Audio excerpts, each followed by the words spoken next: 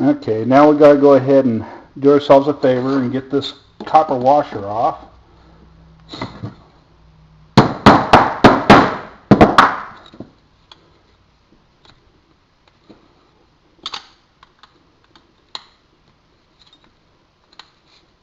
And as you can see, putty knife and a small ball peen hammer.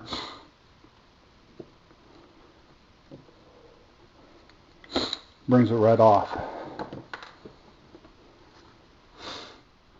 Now you can see I've got a homemade jig made out of just an Allen wrench jammed in the vise that happens to fit the saddle of the injector. Now using my torquing bar,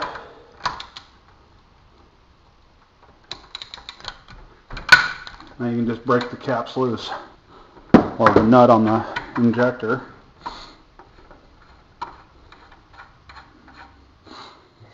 Okay, now I want to get out with a little bit of Coleman fuel in my ashtray like I did last go around.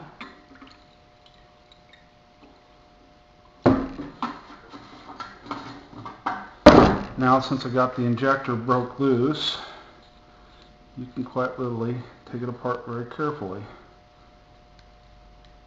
Don't lose the panel there. And I separate out all the pieces and the bowl. And as you can see, the shim won't come out. So you just place it in the fuel, let it sit for a little bit.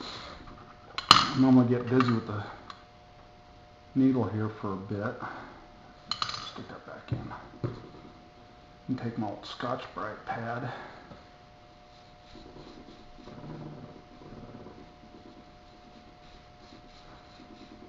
Mark the garbage off the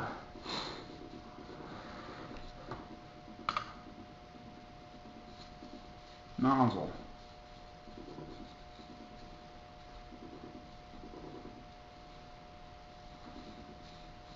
Keeping the pad moist and just keep on rubbing.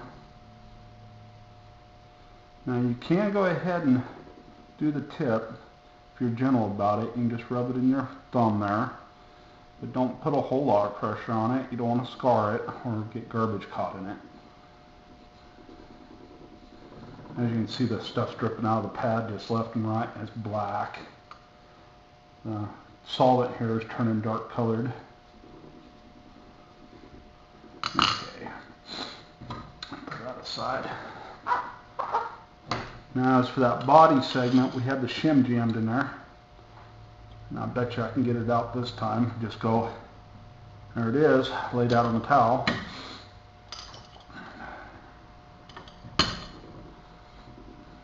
Let everything soak for just a little bit. Set up my air gun.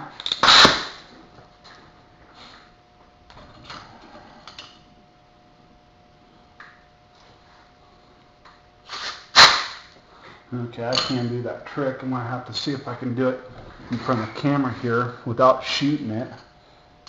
Okay, load it up with fuel.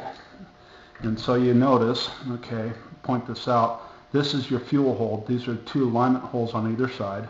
But this is the fuel hole, and you want to hold that one up if you're going to do this whole show. And you hold it horizontal so you keep the fuel in it. And you just line up your air gun and give it a blast, and you'll see the pattern like that. I'll do it again. So I know the holes are open and clear. So now it's a matter of getting everything blow dry.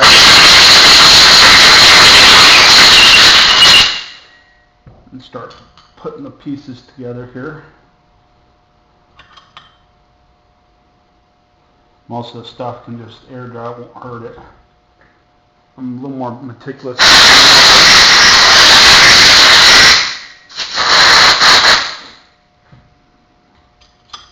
The spring, the shim,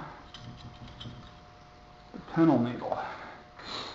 And I know you can't really see it on the camera there, but there's a black ring around the tip here, and that's just all varnished up fuel. Like I said, if you're careful, just rub it a little bit with a Scotch-Brite pad and you can take it right off.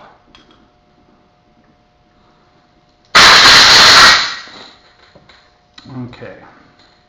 Now, since we're on the assembly phase here, get all the pieces out of the solvent. We'll move the solvent aside a second. Okay. That's the side that the spring rides on. Like so. So you want the war side down. That's the bottom that goes against the base. So you want it first thing in. And take a peer inside the bore, make sure you got it in right. Put your spring in. The needle holder.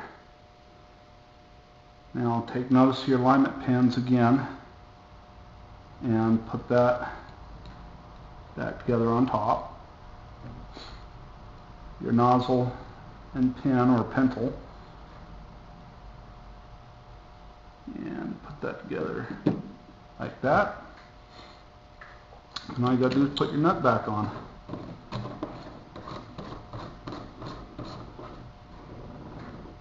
And you're done. Okay, now that you got the injector cleaned up, now you gotta set your torque wrench to 30 foot-pounds.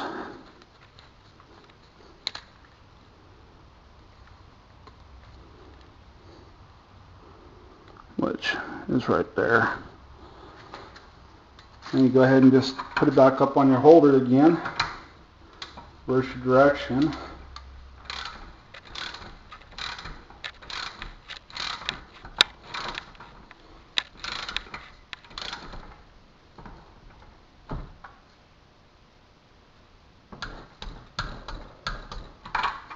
There she is, all tightened up and pretty much done.